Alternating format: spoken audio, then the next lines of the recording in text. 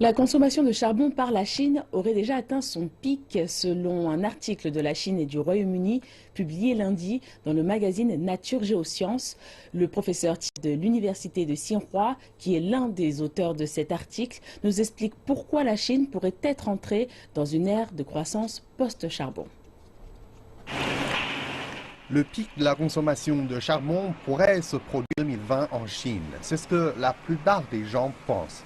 Mais le professeur Thier et son collègue britannique Nicholas Stern ne sont pas d'accord. D'après les résultats de leur recherche, la consommation de charbon aurait déjà atteint son pic. En 2013, la consommation de charbon a atteint 4,3 milliards de tonnes. En 2014, la consommation de charbon a diminué de 2,9% et en 2015, elle a de nouveau diminué de 3,5%. Selon l'article, l'un des principaux facteurs de cette tendance est le ralentissement économique, en particulier dans les secteurs de la construction et de la manufacture. Beaucoup s'inquiètent de voir la consommation de charbon augmenter si la croissance économique repart.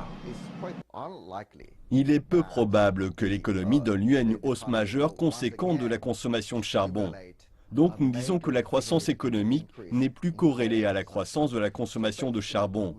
Il s'agit d'un changement structurel, et ceci est une nouvelle direction pour la croissance de l'économie. Premier émetteur mondial de CO2, la Chine a adopté de multiples politiques destinées à améliorer son efficacité énergétique et à réduire ses émissions de carbone.